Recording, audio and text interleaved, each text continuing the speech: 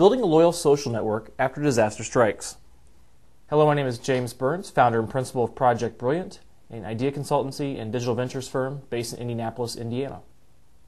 Goals for this session. We're going to understand what sparks loyalty through social networks and communities, and we're going to learn key principles in building trust and transparency. A few assumptions for this lesson. Prior to any disaster, you've had a minimal or no social network. As well, during the primary period of the disaster, you didn't utilize your social platforms or didn't launch one. And the disaster is over, and you are now in a recovery mode. It's ideal to have had social media as a base of customer engagement before a disaster. But for the sake of this disaster recovery lesson, we understand that you haven't done so. So we need to figure out why and how you can take advantage of it moving forward. A lot of companies ask, why should I leverage my disaster with more negative PR? Something's terrible's happened. We've had a fire. We've been struck by lightning and our building's been damaged. We've had a storm or a flood. So why do I need to use these tools and tell people more about what's happened to us that's been negative? Why should I just keep quiet, let it blow over, and move over when good news is ready to report? First of all, you have to recognize something, and this is critical with all public relations issues. Disasters specifically are not, one, your fault. Your customers and suppliers are not going to hold you accountable for accidents or incidents out of your control. Now, if you're accountable for something, you're going to have to take responsibility for that. We'll talk about that in a little bit. Of course, disaster is not bad PR. Any opportunity to get in front of the media is an opportunity to leverage publicity. It's an opportunity to leverage notoriety, to gain attention, to build new customers and prospects. It's an opportunity for people who were not thinking about you to begin thinking about you, and hopefully because of the disaster, have some level of affinity to you to help you out because you've had a bad thing happen. And you have to remember too, disasters are never over once the cause ends. Once you've had a chance to deal with the recovery, it's a huge opportunity that can be leveraged with a plan.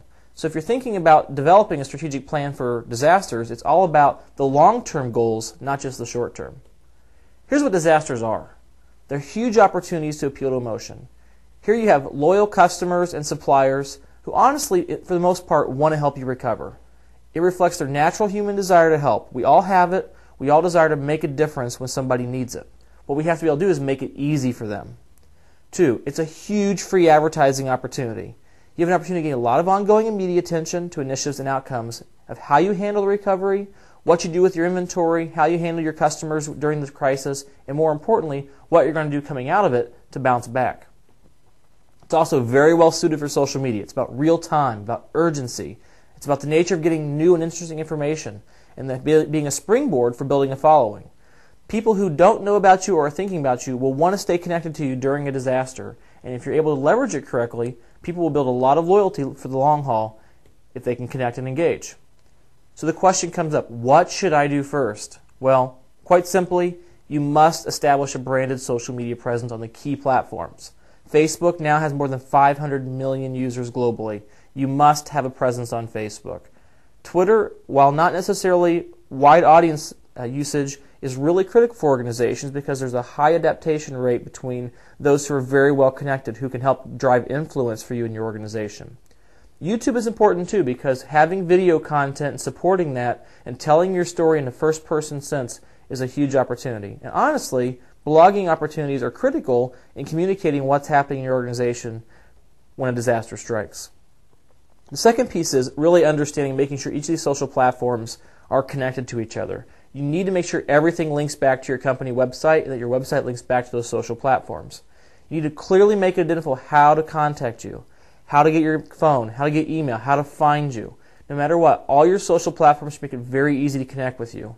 And most importantly, when you're on your site or any of the site content you have within your website, make sure you're linking out to those social platforms whenever possible. You're building a web of connectivity. Why? Because the search engines love having all these social platforms connect and link back to finding your core site to drive higher search engine rankings, and more importantly, make it easy for people to find you, especially during a disaster. 3, you must establish a strategic plan before you get started. You need to think about what will give your customers, your fans, and followers the most benefits. What clearly defines the timelines and key events or milestones during your recovery process? You need to understand which staff will maintain it, who will have a consistent voice, who will create a regular presence during your disaster, and beyond. The fourth issue is identifying the persona, the voice of your social brand. You need to have a clear, consistent voice to your audiences. You can't have one employee on your staff who talks very lazily and without energy about your business and having someone else separately posting content about your business that's very energetic, very high value. If you're a person who is the representative of your brand, if you're the owner and you're known for being the face of your company, you want to make sure your voice is there. You can't allow to have other employees or other people representing you. It needs to be from your voice. You also need to recognize that in social media, your brand and your persona will stand the test of time, far outlasting any disaster. Once you've recovered, once things have gotten back to normal, that content and the voice that you created during that disaster will be consistent and still found long term after it's over. The other thing is you have to be consistent and frequently active. You have to understand when building a plan and doing the work, who will be actually doing the work to update your social presences, creating videos, creating content, posting pictures, etc. You need to understand that persona must be centralized, must be coordinated, and must be organized. Number 5, you need to create supporting marketing materials that, 1, drive awareness to your social presences. When people walk into your place of business, do they easily identify that you have a Facebook page? Are there content in your business newsletters that say, subscribe to our e-newsletter, or subscribe to becoming a fan on Facebook, or follow us on Twitter? Give people incentives to become a follower or a fan of these platforms. Maybe it's a small token gift. Maybe it's some kind of reward or points towards something related to your business services. Find ways to incentivize and drive that base. The larger your base is during a disaster, the more impact and value you'll have. Additionally, promote the benefits of being online. Give value, give exclusivity. We've talked about the opportunity in other videos on this program about how to utilize gifting, how to use incentive programs such as rewards, special offers to create value. If customers see your value to being more loyal and more connected to you, they're going to participate and they're going to be paying attention. And the other thing is always integrate into existing collateral you already use. Does your packaging have your Facebook profile? Do your receipts mention, hey, become a fan of us on Facebook? Do your labels have a link to your Twitter stream? Do your email signatures include links to your Facebook, YouTube, and Twitter accounts? Always find ways to leverage your existing collateral where you already have expense to promote those social platforms. Remember, it's never too late to start a social media initiative. You have a huge opportunity to leverage trust, transparency, and engagement to drive people to want to know more about your business and stay connected with you day after day, year after year. Good luck. If you have additional questions about this topic, please contact me at the information below.